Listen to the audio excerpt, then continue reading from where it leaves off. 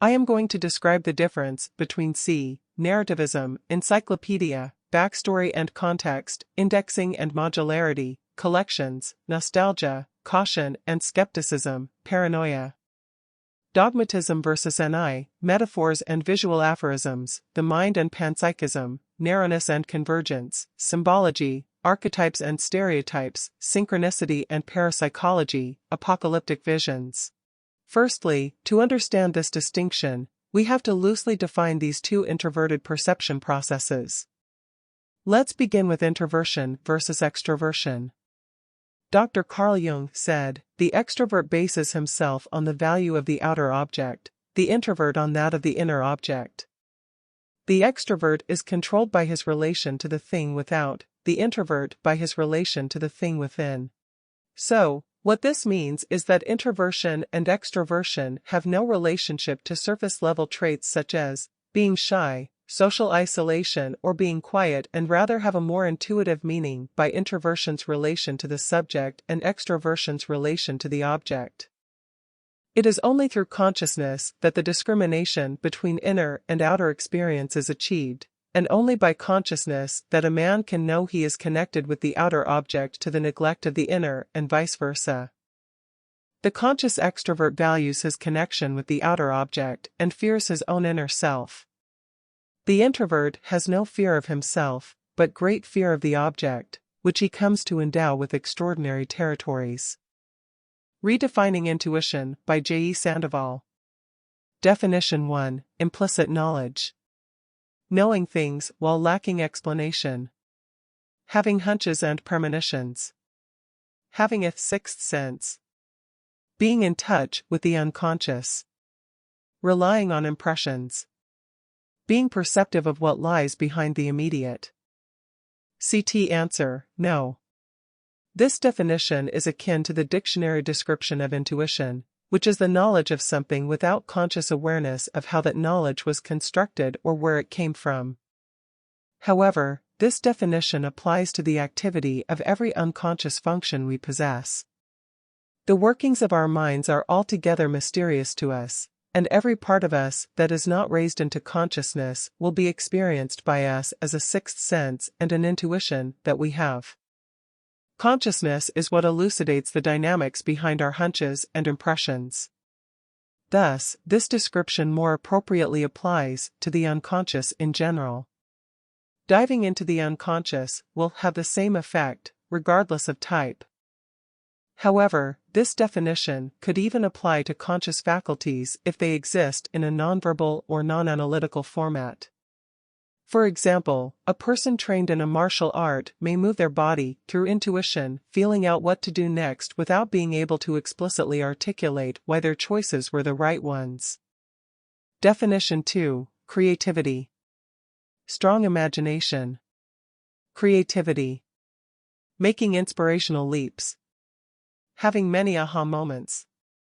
Having new, visionary ideas. Thinking of possibilities. CT answer, no.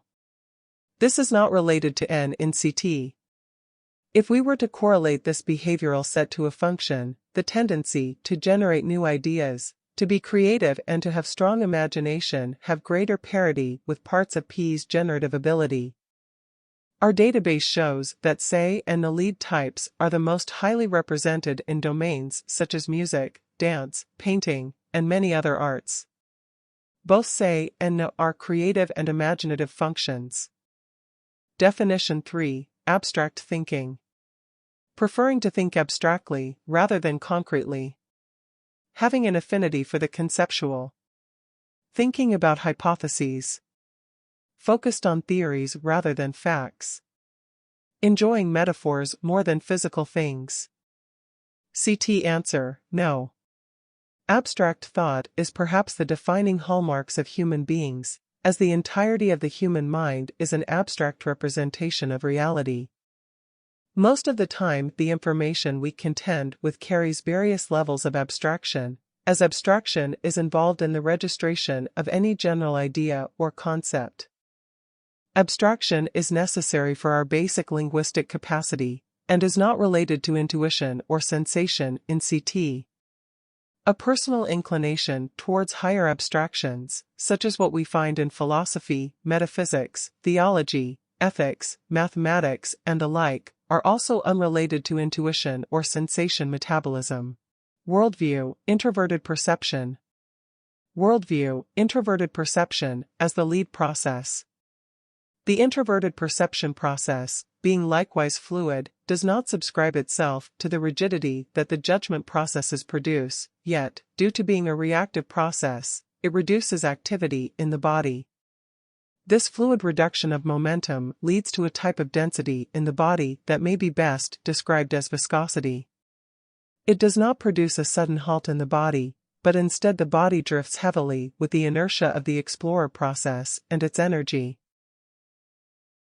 For an introverted perception type, the most typical pattern of movement begins with an initial excitation from the explorer process, in the form of a perk-up, body sway, or eye diversion, and then the body lingers in the movement's aftermath while steadying its gaze upon a fixed point.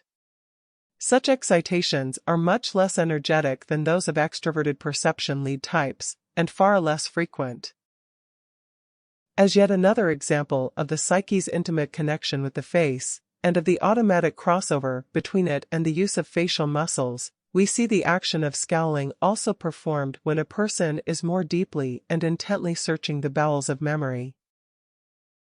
Now, scowling would not aid whatsoever in looking for a specific thought, memory, or idea, as such things cannot be found in the outside world. The tendency to scowl is instead the eye's natural response to intense perceptive focus, whether internal or external. It is a sort of vestigial activity of the eyes, a byproduct of an otherwise more directly advantageous gesture. When pi is heavily accessed, scowling will accompany eye drifts and fixed gazes, intensifying and relaxing depending on the obscurity of the recollection. Introverted sensing scowling. The scowl contracts towards the center, concentrating the muscle tension only between the eyes. An eye-intense scowl.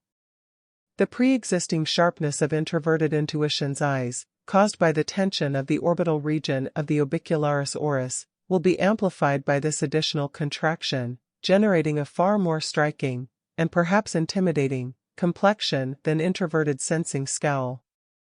The scowl contracts from the outer tips of the eyebrows to the center of the eyes, causing an intense clash between frontalis and orbicularis muscles.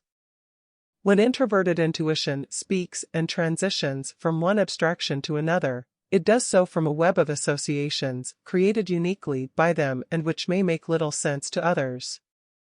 The NI user alone holds the decryption key to this web of connections, which contains many hundreds of strands built atop one another and which will influence their response to even the simplest comment. The habitual and prominent use of the introverted intuition-introverted sensing pairing causes another noticeable signal to arise from these types, what I call an introverted sensing ramble. During an introverted sensing ramble, perception loops in on itself. N is used to explore the terrain of introverted sensing's worldview instead of the physical world, causing both perception processes to disengage from actual reality.